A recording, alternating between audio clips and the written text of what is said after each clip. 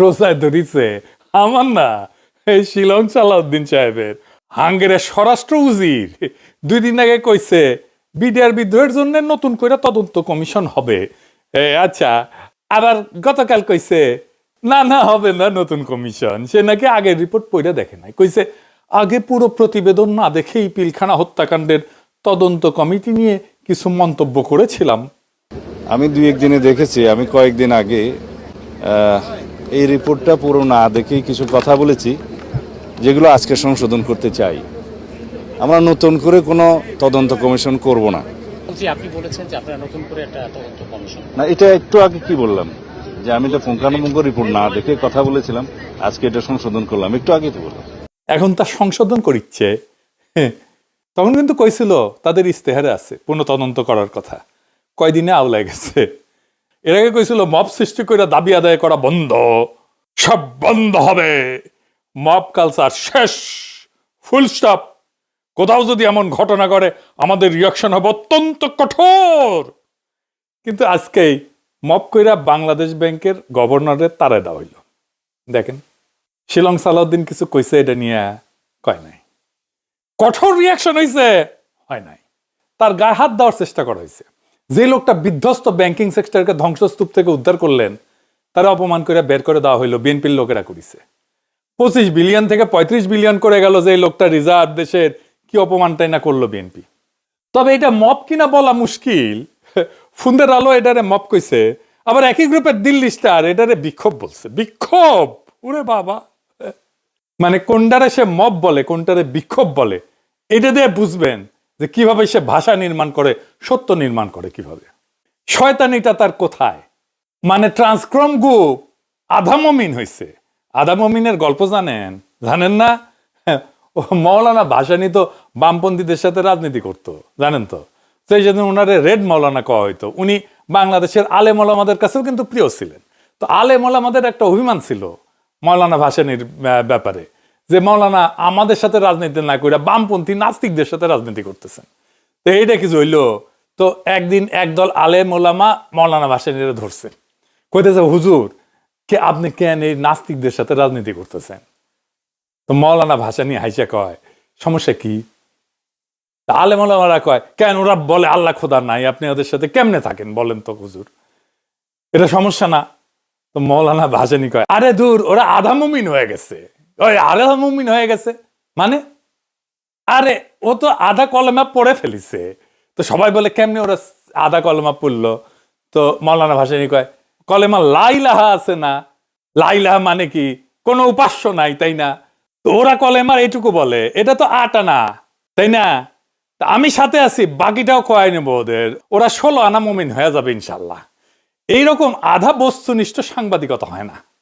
দিল্লি স্টারকেও এটা মব বলতে হবে, কারণ বাংলাদেশের জার্নালিস্টিক ভোকাবুলারিতে এই মব শব্দটা দিল্লি স্টার আমদানি করেছে ইন্ডিয়া থেকে 1/11 টাইমে। এটা আমাদের মনে আছে, এটা রেফারেন্সও আছে।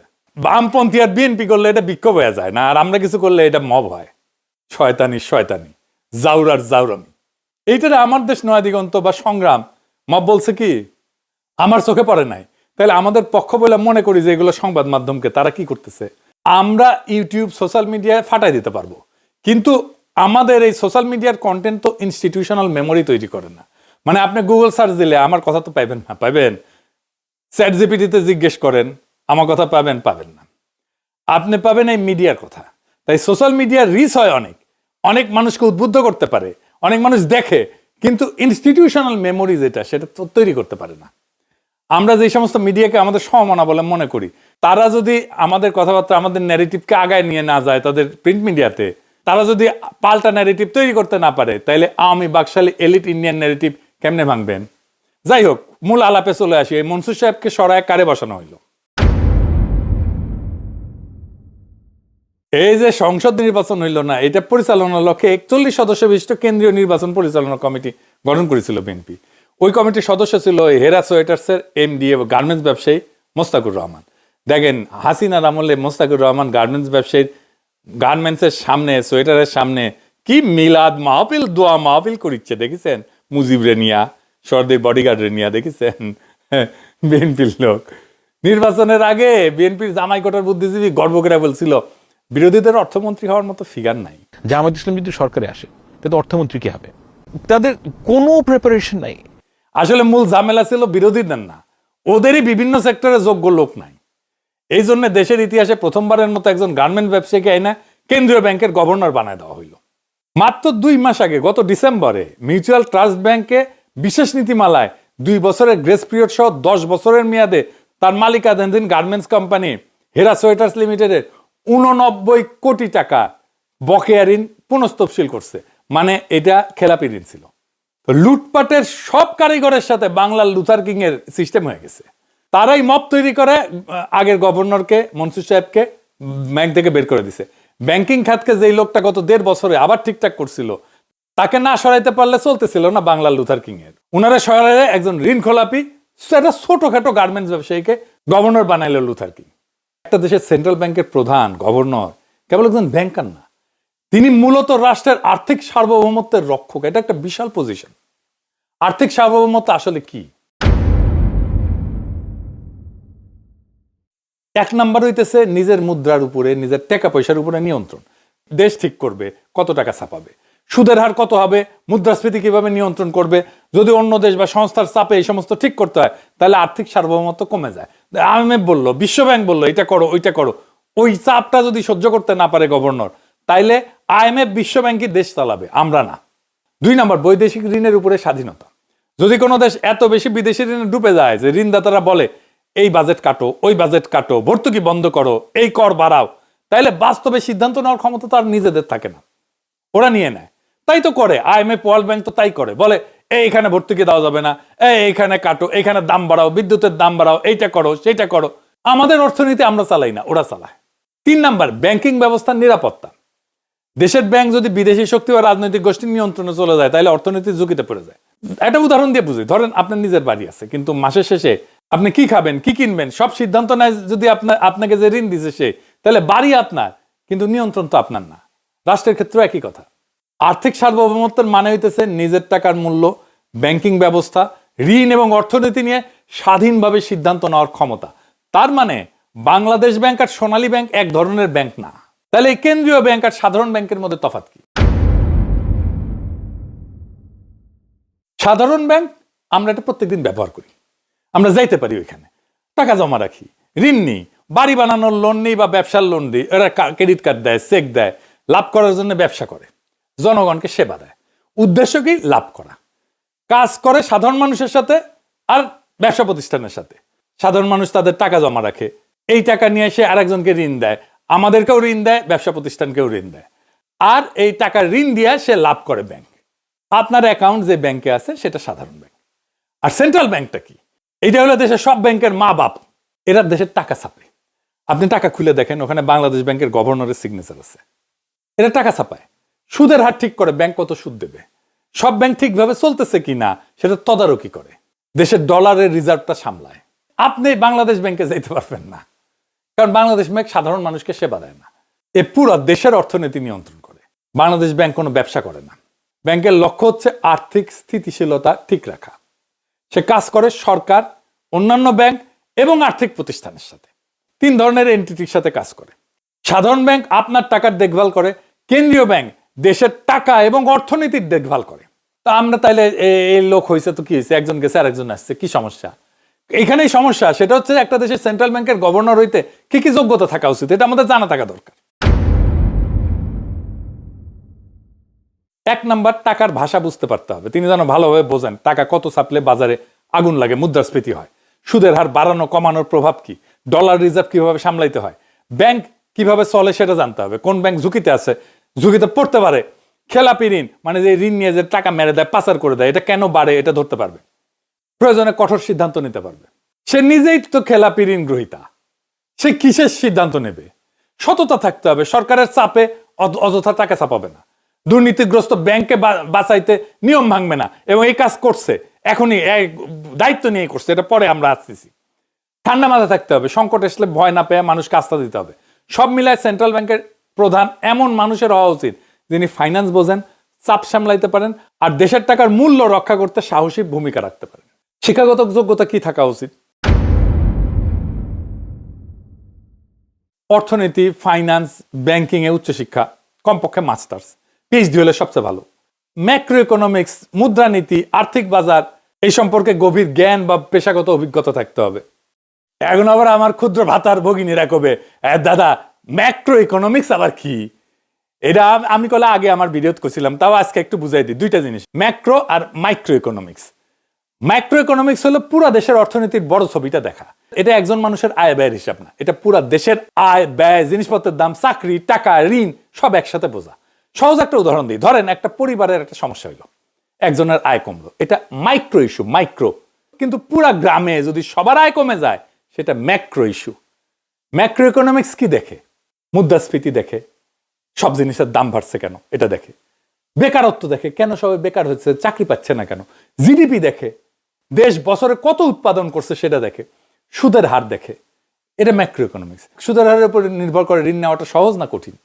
ডলার রিজার্ভ দেখে, দেশের হাতে কত বৈদেশিক মুদ্রা আছে। মাইক্রো ইকোনমিক্স দেখে ব্যক্তি বা একটা কোম্পানির অর্থনীতি। ম্যাক্রো ইকোনমিক্স দেখে পুরা দেশের অর্থনীতি। আপনার পকেটের টাকা নিয়ে হিসাব হচ্ছে মাইক্রো, দেশের টাকার ভবিষ্যৎ নিয়ে হিসাব ম্যাক্রো। ম্যাক্রো ইকোনমিক্স হচ্ছে কত টাকা ছাপাবো, সুদ কত রাখবো, জিনিসপত্রের দাম কিভাবে কমাবো, ডলার কিভাবে বাঁচাবো, এই বড় সিদ্ধান্তগুলোর বিজ্ঞান হইতেছে ম্যাক্রো ইকোনমিক্স। বুঝিসাও? বড় ব্যাংকে যদি কাজ করে আসে, আর্থিক প্রতিষ্ঠানে দীর্ঘ অভিজ্ঞতা থাকে যদি, তাহলে খুব ভালো হয়। সেন্ট্রাল ব্যাংক বা আন্তর্জাতিক সংস্থা যেমন IMF, বিশ্ব ব্যাংক এই সমস্ত জায়গায় কাজ করে আসছে, আর্থিক নিয়ন্ত্রক সংস্থা কাজ করে আসছে, তাইলে ভালো হয়। ব্যাংকিং খাতের তদারকি এবং ঝুঁকি ব্যবস্থাপনা বোঝার ব্যক্তিগত গুণাবলী আছে, এটা হইলে ভালো হয়। সততা এবং স্বচ্ছ ভাবমূর্তি আছে, রাজনৈতিক চাপ সামলানোর ক্ষমতা, সংকটের সময় ঠান্ডা মাথায় সিদ্ধান্ত নেওয়ার ক্ষমতা। সংক্ষেপে বললে ভালো পড়াশোনা থাকতে হবে, বাস্তব আর্থিক অভিজ্ঞতা থাকতে হবে, সততা এবং সাহস থাকতে হবে। এই চারটা জিনিস না থাকলে একজন মানুষ সেন্ট্রাল ব্যাংকের প্রধান হওয়ার উপযুক্ত না। বিএনপি কইতেছে সব দেশে সরকার বদল হইলে নিজের লোক বসায়, কথা সত্য, কিন্তু আপনারে দুইটা জিনিসের জবাব দিতে হবে। কেমন করে, কোন পদ্ধতিতে আপনি বদলাইতেছেন, আর 2 নাম্বার বদলায় কারে দিতেছেন। আপনি মনসুর সাহেবকে তো মপ করে বদলাইলেন, আর যারে বসাইলেন সে কি কোনোভাবে মনসুর সাহেবের মতো যোগ্য? চিফ প্রসিকিউটর তাজুলকে আপনি সরাইলেন, একই ঘটনা। নতুন যে চিফ প্রসিকিউটর দিচ্ছেন সে কি তাজুলের চাইতে যোগ্য? যোগ্য না। দেখেন সে কেমনে কথা বলে। ট্রাইব্যুনালে চিফ প্রসিকিউটরের দায়িত্ব পেয়েছি। আমি কৃতজ্ঞতা প্রকাশ করছি আমি যে দল করি, আমার দলের প্রতিষ্ঠাতা স্বাধীনতার মহান ঘোষক শহীদ রাষ্ট্রপতি জিয়া রহমান, আমার পরম শ্রদ্ধেয় নেত্রী দেশনেত্রী বেগম খালেদা জিয়া এবং আমার নেতা মাননীয় প্রধানমন্ত্রী জনাব তারেক রহমানের প্রতি আমি কৃতজ্ঞতা প্রকাশ করছি। আমি খুব কনফিডেন্ট যে আমার 17 মাসের সময়ে যে বিচারগুলো হয়েছে, যে রায় হয়েছে, যে ডকুমেন্ট আমরা প্রডিউস করেছি, এই ব্যাপারে উচ্চ আদালতে গিয়ে কোনো রকমের এই জিনিসগুলোর ব্যাপারে কোনো অপ্রমাণ হওয়ার সুযোগ নেই, জাজমেন্ট উল্টে যাওয়ার কোনো সুযোগ নেই। এবং আমি প্রথম দিন থেকে যে জিনিসটা বলেছি যে আমরা এমন সব অকাট্য প্রমাণাদি এই আদালতে উপস্থাপন করেছি, শুধু বাংলাদেশে নয়, বিশ্বের যে কোনো আদালতে গেলে এই অপরাধীদের সাজা নিশ্চিত হবে, সর্বোচ্চ সাজাই নিশ্চিত হবে। সুতরাং এই কোয়ালিটি অফ এভিডেন্স মামলাতে আমরা যা কিছু দিয়েছি, অতীতের ট্রাইব্যুনালের সমস্ত রেকর্ড ঘেটে দেখবেন আমরা যে ধরনের শক্তিশালী প্রমাণ এখানে উপস্থাপন করেছি, এই ধরনের প্রমাণ কখনোই উপস্থাপন করা সম্ভব হয়নি। পৃথিবীর সমস্ত সম্পদের বিনিময়ে আমার প্রসিকিউশন টিমকে কেউ কিনতে পারবে না। আওয়ামী লীগ তো দূরের কথা, 14 গোষ্ঠীর ক্ষমতা হবে না আমাদের প্রসিকিউশন টিমকে টাকা দিয়ে কিনবে, সম্পদ দিয়ে কিনবে, প্রলোভন দিয়ে কিনবে, অথবা ভয়ভীতি দেখিয়ে বিরত রাখবে। ইনশাল্লাহ এমন শক্তি পৃথিবীতে কেউ দেখাতে পারবে না। দেখেছেন? এবার আসেন তারেক রহমানের গভর্নরে দেখি, এই গভর্নর যারা বানাইছে তার যোগ্যতা কি? সে একটা গার্মেন্টস চালায়, ছোটখাটো, বড় গার্মেন্টসও না, 500 কর্মীও নাই এবং ভালোভাবে চালাইতে পারে নাই, বিজনেসম্যান হিসেবে ব্যর্থ, সেই জন্যই 89 কোটি টাকা খেলাপি ঋণ। অনেকে কয় ব্যবসা করতে দেয় নাই, হাসায়েন না, মিলে ঝুলে ছিলেন সবাই। মির্জা আব্বাসের ব্যবসা তো বন্ধ হয় নাই, আব্দুল আউল মিন্টুর ব্যবসা তো বন্ধ হয় নাই, মিজানুর রহমান সিনহার ব্যবসা তো বন্ধ হয় নাই, আরো বিএনপি নেতাদের ব্যবসা আছে, মন্ত্রীদের ব্যবসা আছে, কোনোটাই বন্ধ হয় নাই, নাম কইলাম না, খালি তারে ব্যবসা করতে দেয় নাই না। আর ব্যাকগ্রাউন্ড কি তার? পড়াশোনা কি? অ্যাকাউন্টিং। তাও কলে চার্টার্ড অ্যাকাউন্টেন্ট না, ফিনান্স ব্যাকগ্রাউন্ড হয়তো বুঝতাম। ফিনান্স আর অ্যাকাউন্টিং এর তফাৎ কি? এটা একটু বুঝাই বলি। যারা জানেন তারা তো জানেনই, যারা এই বিষয়টা একটু পরিষ্কার করে বুঝেন না তাদের বলে রাখা ভালো। আমিও যে ভালো বুঝি তা না, তাও চেষ্টা করি একটু বোঝানোর জন্য। অ্যাকাউন্টিং হইতেছে কোত্থেকে টাকা আসলো কোথায় গেল এই হিসাব রাখা, আয় ব্যয়ের খাতা, ব্যালেন্স শিট রাখা, লাভ ক্ষতির হিসাব করা, ট্যাক্সের হিসাব করা। এইটা মূলত আপনি যে টাকা খরচ করছেন অতীতের হিসাব এটা দেখে। গত বছর কোম্পানির কত লাভ হয়েছে, কত খরচা হয়েছে, কত বকেয়া আছে, কত ঋণ আছে। আর ফিনান্স কি? ফিনান্স হইল ভবিষ্যতের টাকা কিভাবে বাড়ানো হবে বা ব্যবহার করা হবে তার পরিকল্পনা। ফিনান্স ভবিষ্যতের জন্য, অ্যাকাউন্টিং অতীতের জন্য। আমরা বর্তমানে থাকি, আমাদের দুইটাই লাগে। আমার ফিনান্স লাগে, আমার অ্যাকাউন্টিং লাগে। অ্যাকাউন্টিং অতীতের টাকার হিসাব করে আর ফিনান্স ভবিষ্যতের টাকার হিসাব করে। কোথায় বিনিয়োগ করলে লাভ বেশি, ঋণ নিব নাকি শেয়ার ছাড়বো, ঝুঁকি কেমন এই বিনিয়োগের, সুদের হার কত, এটা ভবিষ্যতের সিদ্ধান্ত। এটা অঙ্ক কষে বের করতে হয়। দুই দিকে লিখে দেন এডিটর সাহেব। অ্যাকাউন্টিং হিসাব রাখা, ফিনান্স সিদ্ধান্ত নেওয়া। অ্যাকাউন্টিং অতীতের হিসাব দেখে, ফিনান্স ভবিষ্যতে কিভাবে কাজ করবে সেটা দেখে। অ্যাকাউন্টিং রিপোর্ট তৈরি করে, ফিনান্স বিনিয়োগ এবং ঝুঁকি বিশ্লেষণ করে। অ্যাকাউন্টিং বলে টাকা কি হইল, ফিনান্স ঠিক করে টাকা আসলে কি হবে। বুঝেছেন তো? বাংলাদেশ ব্যাংকের কাজে এই ফিনান্সের ব্যাকগ্রাউন্ড থাকলে ভালো হইতো, তার একটা ব্যাকগ্রাউন্ড অ্যাকাউন্টিং এ। তো উই যে ইকোনমিক্সের না, এটা একটু দেখাই। দেখেন কি কইছে, সে কইছে সুদের হার কমাবে, এটা নাকি তার অগ্রাধিকার। আমার ঘোড়া হাসবি না, আমি তো আমার ঘোড়াও টায়ার্ড হয়ে গেছে। এ ভালসুন কয় কি, আমাদের মুদ্রাস্ফীতি হইতেছে 9%-এর মতো। জানেন তো মুদ্রাস্ফীতি কি জিনিস? মানে ধরেন আপনি গত বছর যে জিনিসটা 100 টাকায় কিনতেন সেই জিনিসটা এই বছর কিনতে আপনার 109 টাকা লাগে। এটাই মুদ্রাস্ফীতি, মানে টাকার মান কমে গেছে। মানে আমাদের জিনিসপত্রের দাম প্রত্যেক বছর 10% করে বাড়তেছে প্রায়।